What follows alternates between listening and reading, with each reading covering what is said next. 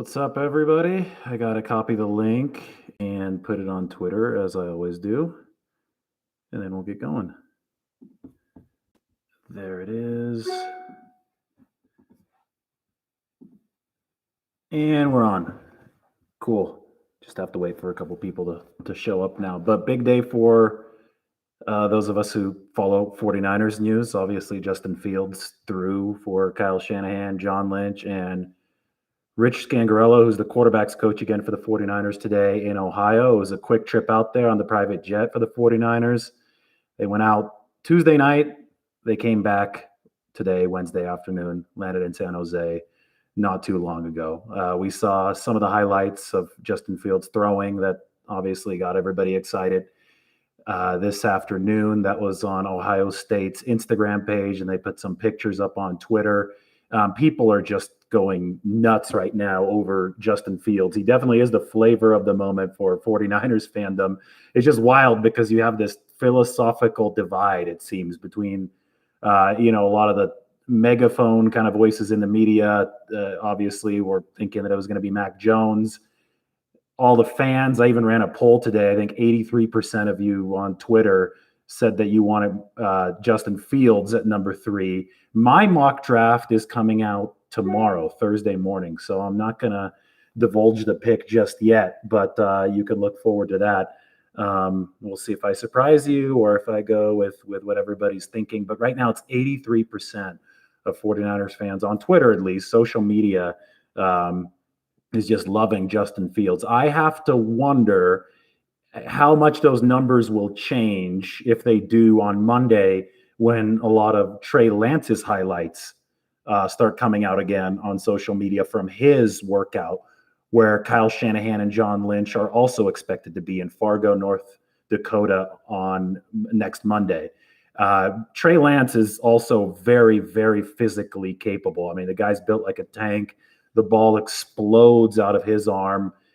North Dakota State is going to post some of those highlights on social media. And I think that percentage, it's still going to be heavily in favor of Fields since he really seems to be at least the social media favorite. But I think that a lot of this is flavor of the moment stuff too. So I think as soon as Trey Lance is impressing everybody next Monday, the poll might tighten up a bit. So I'll put another one out next Monday. I'm just curious.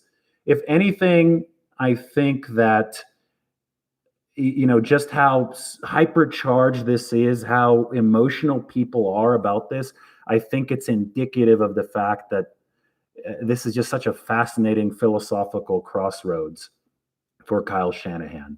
I mean, obviously you have the whole Mac Jones versus everybody else aspect of this, which is the overarching philosophical debate here, right? The old school pocket executor quarterback who a lot of people think that is Kyle Shanahan's type versus the new age talent. And obviously Justin Fields, Zach Wilson, Trey Lance all fall more into that category. That's the divide that I think a lot of people simplistically see here. I don't think it's that simple, though, because I think that if you look at the Shanahan history, especially, Mike Shanahan, Kyle's dad, offensive coordinator for the 49ers from 92 to 94, and then the head coach for the Broncos for 13 years. I mean, the prototype in both of those systems for Mike Shanahan, and Kyle Shanahan grew up under that the prototypes there were Steve Young and John Elway. Those are two pocket passers who also had tools to get the job done outside of the pocket. And I understand it's hard to find a combination of both, but I think that Kyle Shanahan made the trade this season knowing that there are prospects who can do both, that potentially he could find the best of both worlds, kind of like his dad was able to find with Steve Young and John Elway. And, that's either Zach Wilson or Trey Lance or Justin Fields, who we saw a lot of today on the internet because he threw again for Shanahan and Lynch. So it's going to be really fascinating to see how this all plays out for the 49ers. But I really do think that this might be the year that Kyle Shanahan feels that he can have his cake and eat it too. And I think that's what the 49ers might be doing at the quarterback position with Jimmy Garoppolo still on the roster as well. All right, let's bring in the questions here. I only have a few minutes today. I've been doing a lot of writing. Today's piece, I always like to share what I wrote when I do these today. I figure that some people might be getting tired of just the incessant quarterback conversation that we've been having on social media. And while we're talking about quarterbacks, though, we can't forget to talk about the rest of the roster, especially the offensive line, because that's been a hot button issue for the 49ers, in my opinion. I know people don't like to necessarily talk about the front, but you watch the Super Bowl, it doesn't matter how good your quarterback is. If you get overrun up front, Patrick Mahomes is going to lose. He's going to lose by a lot. That's exactly what happened to the Super Bowl. And I'm afraid that the 49ers have gotten overrun too often up front, whether it be because of injuries or underperformance during the Shanahan era. In fact, their best stretch of offensive line play coincided with their Super Bowl run in 2019. So what I did is I wrote a big deep dive kind of feature piece on how the 49ers, who have obviously already invested a lot into their offensive line this offseason, and one night with Trent Williams and Alex Mack, I looked at how the 49ers can follow NFL trends and use the draft that's coming up to fortify their offensive line, which is hugely important. It doesn't matter if Jimmy Garoppolo is the quarterback or if they draft a rookie like we all expect them to do. They need to make sure that offensive line is adequate, especially in pass protection. So I wrote 4,000 words on the offensive line, on what the rest of the NFL is doing with trends and what the 49ers might be able to do this coming NFL draft. I'm copying and pasting the link into the YouTube chat there. There you go. Take a click on it. If you haven't signed up for The Athletic, our $1 a month deal is done, but I think you could still get a board for like $3 a month. And where else are you going to read 4,000 words with charts on the 49ers offensive line, especially where everybody else is just talking about the quarterbacks over and over again? So take a look at that link. Check us out. I think that you'll like it. That's on the 49ers offensive line. Let me start taking some of these questions. Let's see. Do you see the 49ers trading back up to the first round? I think it's possible, yes, although I will give one spoiler for my mock draft, which is coming out on Thursday. I set a rule. I didn't do any trades in the mock draft. I think that's just, so many hypotheticals, this entangled web comes out of all of that when you start talking about trades, and I just prefer to talk about players. So maybe they will trade, maybe they won't help, but maybe they'll even trade out of number 3 down to number 5 or something if they get a good enough offer and they really like a quarterback like Trey Lance and they still think he'll be there at 5. You just never know. There are no absolutes in the NFL, especially when it comes to all this draft stuff. So I think they could absolutely trade up from 43 back into the first round if they really like a player. I didn't do that in my mock draft, though, because it was against my own rules, but I wouldn't take it off of the table. How much do you think Lance's system at North Dakota State and use of run-heavy play action and use of a fullback might influence their decision to take him? I think that's a huge variable here. I think that's what we have to keep in mind, that Ohio State with Justin Fields ran a different system than the 49ers are running, at least more different than the one that North Dakota State runs as far as similarities to Kyle Shanahan's system. North Dakota State had a fullback in 2019 when Lance played his full season that wore number 44. And obviously the 49ers have a fullback that wears number 44. Trey Lance, out of all of these quarterback prospects, even more than Mac Jones, ran the most turn your back to the defense play action. So, and that's huge. That was one thing that Jimmy Garoppolo really had to learn after he came over from New England, how to turn his back to the defense, run the Shanahan play action, and then turn his head back around and, you have to reacquire where the defenders and where your receivers are at that point, because you have tried to sell the run and you have completely taken your eyes off of the pass defense and the pass rush. So that is a skill that's absolutely very necessary for Kyle Shanahan's system. And to be honest, Trey Lance has demonstrated the most of that skill out of all of these prospective quarterbacks. Now, that's not to say that Justin Fields can't do it, that Mac Jones can't do it, that Zach Wilson can't do it. They just didn't run it nearly as often as Trey Lance did in college. So I think that that is, a significant thing to keep in mind here as Kyle Shanahan and John Lynch now move their deep dive over to Trey Lance, and they'll be heading to Fargo, North Dakota to watch him throw on Monday. Do you think the overwhelming public outcry to not draft Mac Jones could sway the 49ers brass in any way. Absolutely not. They don't care what people think. They don't care what I think. They don't care what Twitter thinks. They don't care what this YouTube channel thinks.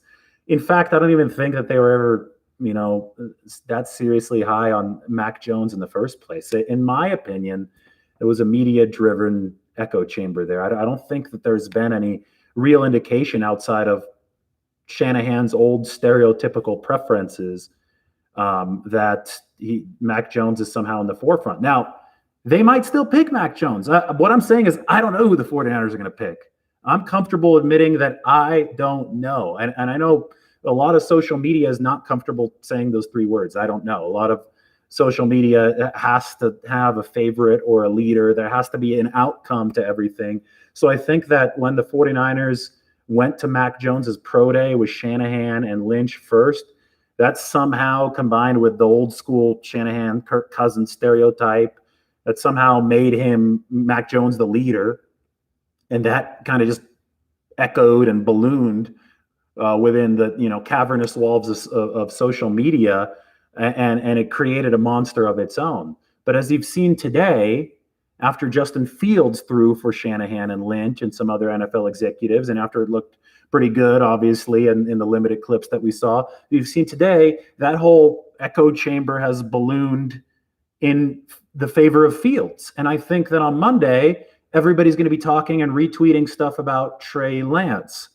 So you can't just live and be a prisoner of the moment here. I think that you have to zoom out, see the big picture, see that this is a full month of evaluation that the 49ers are doing. And they're certainly doing it on a lot more than just watching a guy throw against air. They're doing the deep dive that we do not have access to.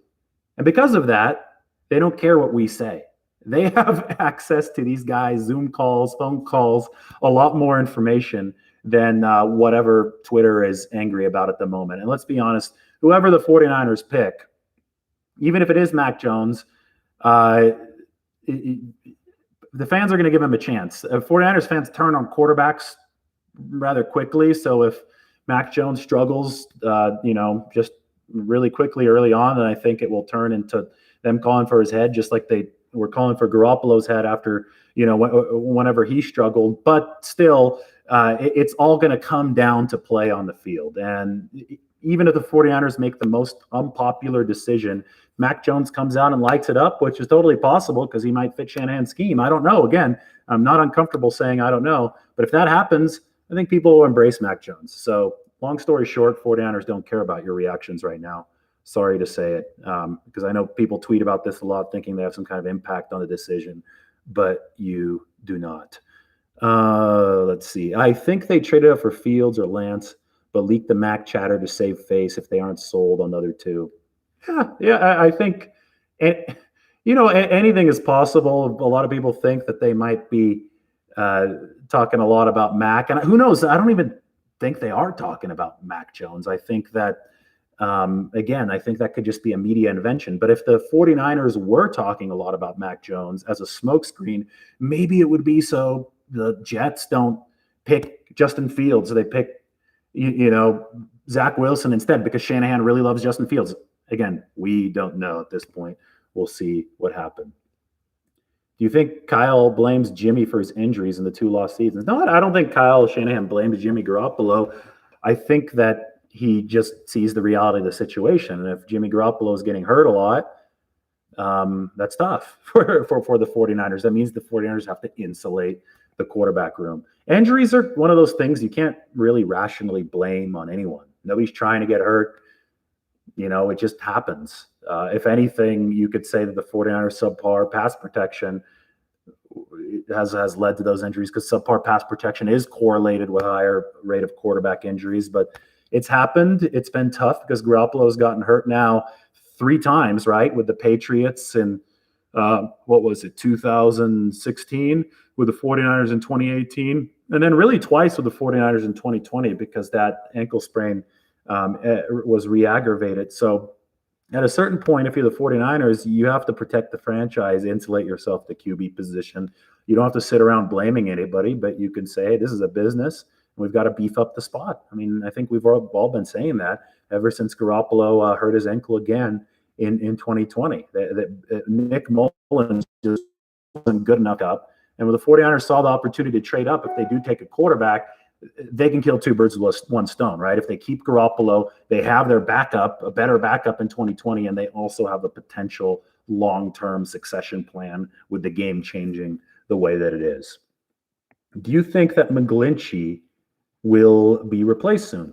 We all understand his run blocking is top tier, but his pass blocking has been average to below average. Again, I wrote a 4,000-word article about this today. This is why you all should sign up for The Athletic. And I just copy and pasted it again. Seriously, $3 a month. I address McGlinchey in the article. I address the 49ers' plans with McGlinchey in the article. I'll give you a tease. I expect McGlinchey to stay around. I explain why.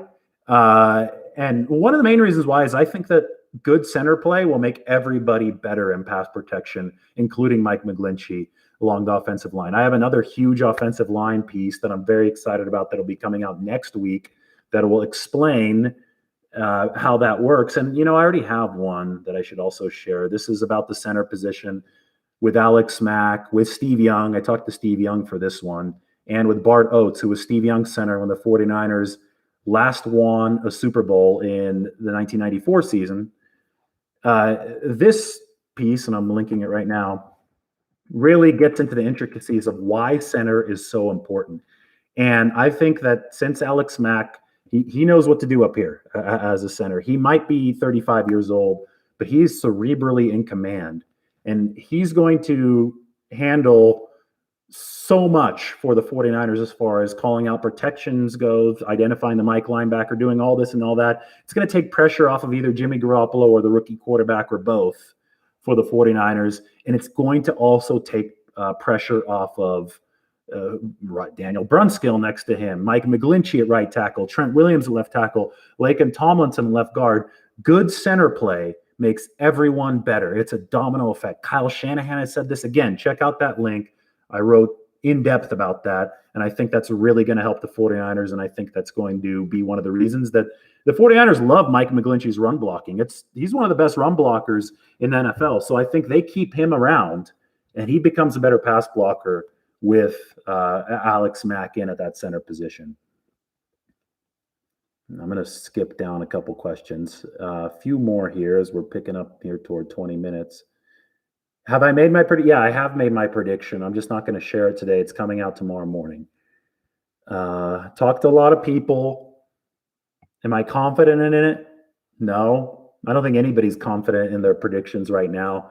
They're probably you probably shouldn't believe someone who says they're confident in their predictions right now, because the 49ers have kept this very close to the vest, exactly how I think the 49ers wanted this to go. They didn't want anybody to have any idea what the hell they were doing. And you know what? That gives them maximum option power at number 3. Nobody knows what the 49ers are doing in number 3, who they're picking. They're in a good spot. They're in an advantageous spot because a lot can happen in the NFL draft. Do you believe Garoppolo is actually part of the 49ers' future plans? I just don't see how he could coexist on this roster, especially if Justin Fields is the pick. Maybe Lance, not sure even then. I mean, hey, Alex Smith coexisted with Mahomes. Steve Young coexisted with Joe Montana. I mean, this is professional sports. Are you saying that in the defensive line room, Dee Ford couldn't coexist with Nick Bosa? Or I get it. You'll say that only one quarterback can play at a time, but still, they're finite reps for everybody, right? So by definition, if you're adding a talented player, you're taking some load away from another talented player. I think the overarching point is you want to make your football team as good and as deep as possible, and you'll take whatever path you can to make it as good and as deep as possible, especially at quarterback, which is the most important position. Now, if the 49ers are offered some kind of insane amount of trade capital for Jimmy Garoppolo, and that trade capital actually can make their team deeper and more effective than with him, then of course they make that move. But if they don't get offered that, And if they can afford him under the salary cap, which they currently can because of all the financial maneuvering they did, well, then you keep him and you have a deeper and more talented roster, even with Garoppolo and your rookie quarterback. I think it's a win-win. Salary cap's about to explode in a couple of years. So the 49ers, they survived the storm this year. They made sure they had enough room to keep Garoppolo this year by doing all the financial gymnastics. They can survive another couple of years till the cap explodes. They could keep Garoppolo at essentially no cost. And you could probably trade him next year too, but that's so far in the future. Just let him play out the season. Hey, maybe Garoppolo goes up, goes out, doesn't get hurt, lights the world on fire. He was really good in 2019, so we'll see what he does if he stays with the team in 2021. Do I think the Jets would take Fields instead of Wilson? Not unless they're putting on some kind of huge smoke screen, and I don't know why. Seems like the Jets are just as locked in on Wilson as the Jaguars are on Trevor Lawrence. I don't think Adam Schefter is that confident that Jones will be the pick. He was initially. It seemed that he was, but later he said that the 49ers are still deciding. So I am, in defending Adam Schefter, he has, I thought, made it fairly clear both times that he's also been guessing here. And a lot of the problem is that Twitter takes, especially when it comes from a really reputable reporter like Adam Schefter, who's obviously very good at his job, Twitter will take his guesses, even if he doesn't do anything wrong. He makes them clear that they're guesses, and Twitter acts like there's somehow, some kind of substantive truth to them. Where in this case, I really think the 49ers haven't decided even yet. Now, I know they're not leaking anything, but I think that they haven't finalized their decision yet. If you listen to everything Kyle and John have said about this, and if you look at their behavior, you look at Kyle Shanahan constantly calling John Beck, who is the quarterback's coach, private quarterback's coach for both Justin Fields and Trey Lance. You look at Shanahan and Lynch flying across the whole country. I mean, could they be doing this for show just to maximize their option power at number 3? I suppose. But some of this stuff would just be too much to be doing for show. I think the more logical, conclusion here is that this is a multi-billion-dollar industry that the 49ers are part of, at least a multi-million-dollar organization. And they're making a massive decision here. And they're using all of the possible time allotted to them to make this decision. I don't see what's that scandalous or provocative or controversial about that. I honestly think they don't know for sure yet. I know that they have some guys they really like, and they'll be making their decision soon. But there's nothing even to leak. They haven't made their decision. So I think that people just shouldn't treat speculation as fact. And I think that's the fault of just the beast of social media and not of any specific reporters. I just think that's kind of how the world and clickbait and stuff like that works today. Let's see here. And yeah, this all originated from Chris Sims, if we're being honest. Yeah, I think it's a combination. I think Chris Sims said that he thinks that, and again, I think even Chris Sims said he thinks that Kyle Shanahan will be picking Mac Jones. And then, people took enough care to listen to context. We actually asked Kyle Shanahan if Chris Sims knows who's going to pick, and Kyle Shanahan laughed it off. Chris Sims doesn't know who Kyle Shanahan is going to pick. And if they were great friends and he did know, then I guarantee you that Chris Sims wouldn't just run off to Twitter or whatever show he was on and say who Kyle Shanahan is going to pick. All of a sudden, they wouldn't be great friends anymore if Chris Sims was that easily leaking information. I think it's patently obvious that Chris Sims is just speculating. So, maybe it started with that with the combination of Shanahan and Lynch going to Mac Jones's pro day, which also, by the way, doesn't matter at all. They're going to see all these guys throw. You just have to view things in context. Just don't be prisoners of the moment, guys. I think that's the big clue. That's the big rule to live by in these situations. All right, I'm going to be wrapping up here in a couple minutes. I try to make these 20 to 25 minutes long. What's going to be the best question? Again, tomorrow mock draft. Here's the offensive line article. 4,000 words. Sign up for The Athletic. $3 a month. Read it. I love when I get you guys in the comment section over there. I'll be doing another one of these soon. I just got back from a nice little trip. I was working I was down in South Carolina. That was neat to see. Some good food down there. Right now, when we get to the dead part of the off season, we'll talk more about food.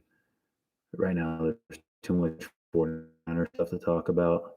It was fun tracking the private jet flight today. I don't know if you guys saw that on the way back from Columbus. I'm getting hungry and I'm coming on a podcast here pretty soon, so I'm gonna have to get going. Is there anything I didn't talk about that everybody really needs to hear? Last chance to ask a really good question. At that point, I'm just gonna close it up. Thanks for everybody for the kind words. I really appreciate that. These little live videos are taking off a little bit. I enjoy that.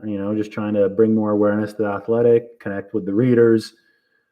Put a face to the name or to the writing or to the tweets. I guess my picture's up there.